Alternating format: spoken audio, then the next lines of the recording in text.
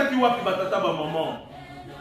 Et nini tokosala po ete tozonga na esika wana. Yango topesaki bino leçon. Ata tolati chemise ya Versace, chemise ya Yoshi Yamba moto. Tolati ba chemise ya ba griffe ya ndenge na ndenge. Otokoki kotanga ba kombo te. Tozali kosala fier likolo ya salite. Quelque part et pour apporter solution na situation où tozali na mona mboka na biso. Ata tozali kotambola na ba mituka ya ndenge na ndenge et pour apporter solution na mboka na biso te. Pambate quelque part to bebisaki o ezali ko senga biso il faut to bandela zéro pour être to koma na esika wana. Ata ba pesi yo poste ata yo muto zali ko simba mbongo ya leta yo muto zali ko simba mbongo ya lingomba yo muto zali ko simba mbongo ya banque eko résoudre situation o tozali na yango na mboka te eko silisa bitumba ya guerre ya Goma te eko silisa bitumba ya STT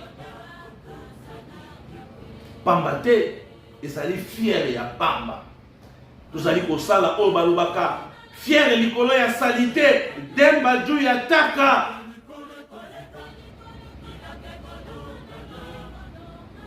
Demba Dju ya taka toko résoudre loko ata mon côté batata ba maman soki to bandeli ya zéro te yango moni to pesa ki exemple to la kisi bino o lati chemise bien mais quelque part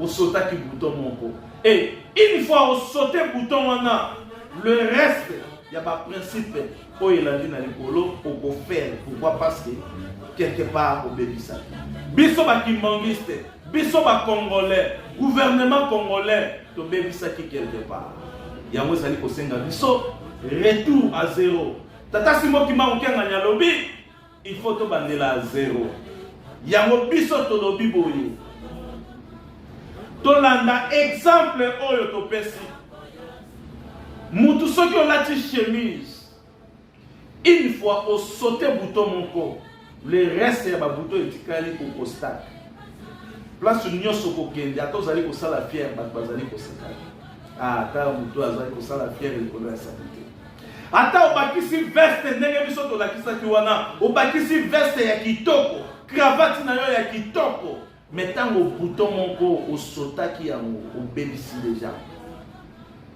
nyonso oyo ko sala na likolo nyonso oyo ko bakisa nyonso oyo ko lakisa ete voilà je suis capable bat bazali ko seka pourquoi parce que oza ko match na ba critère o esengeli pour être yo omona na smart na miso ya bato peuple congolais il faut to mona na smart na connaissance na biso il faut tout le monde na smart na ba richesse na biso il faut tout le monde na smart na ba potentialité oyo tozali na mona kati na mboka na biso to komona na smart te na lolenge tozali kolatela to komona na smart te na lolenge oyo tozali ko raisonner po to mona na smart na ba compétence na biso na ba savant na biso na mayele na biso na richesse oyo nzambe atiaki epai na biso na se ya mabele na richesse oyo nzambe atiaki na kati na bazamba na richesse oyo nzambe alonaki na mabele na biso po tomona na smart batata ba maman esengeli na biso compteur à zéro compteur ya zéro ezakisi compteur à zéro ezakisi tozonga esika tobebisaki esika nini papa dianyenda à vous la terre. Après tout si c'est l'émission Badi c'est ça la fière. O poni nzila na yo natango oyo ozali. Batu ba chori yo batu ba fingi yo batu ba za kuseka kayo. Kubanga na yo te. Eloko ezali na yo. Bango baleki kukima kabaku kunuka eloko munene kuna. Orkeri kambu etikale oyo mwana papa simo kimbango azali.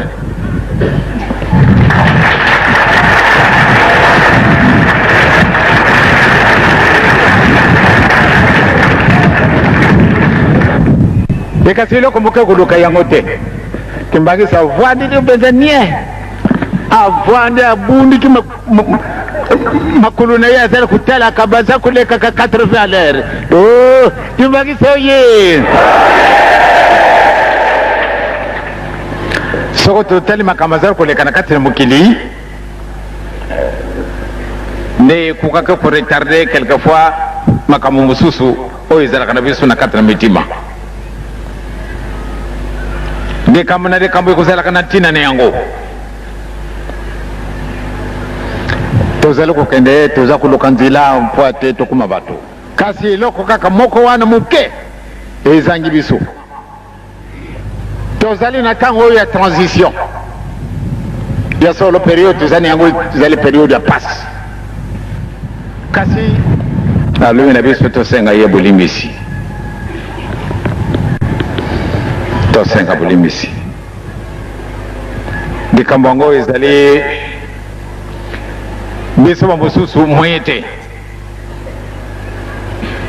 ekomi tribunal kati na mitima na biso oya moninga lingola kaka likambo moke kaka esika wana bongise yango nzambe apesi yo yango yokudécouvrir réalité ya likambo kasi moyen ezali te soko tosenge na biso bolimbisi te tokotikala kaka ndenge boye.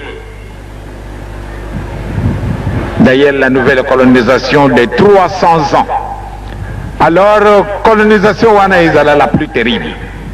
Oh yo tomona ki hein. Yango ezani yango likambo te. Mais wana ekoya sigma ekozala na yo pasi. Pona nini ekozala na yo pasi? Mingi tobutami nsima na 60 toyibi na biso colonisation te. Alors boye koli bokota ba université kota ko ba université na Putu kota ba université wana kati na Afrique to boli bukili mubi mapato kana kuloka kakala sa kimunene bakala sa munene to koti yango to silisi to jonge wana kati na mukili mabiso kasi eloko nini to sali eloko te. Donc mwana papa simo kimbangu dikambo izali na yo kubanga te akamati ba avion ya ndenge na ndenge bakamati soko biloko nini babato ndenge na ndenge bakai ke kulukaka bake ukamata biloko munene kasi bakuma azali kaka digororo wo atungi ni kimeso kaka ndenge wana yi kasi bamiyiba katinde bazali kaka digororo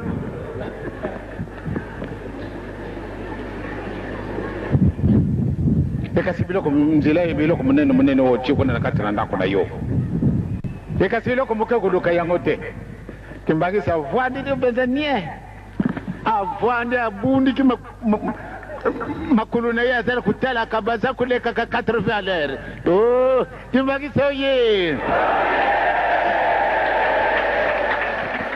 Monsieur, cher ami téléspectateur, message na biso ya mokomo lelo yango wana tokutani na bino très prochainement papa jange na uti côté ya biso et tolandi ba explication tokutani na bino très prochainement na ba vidéo mususu oyo tokokomisa. Merci.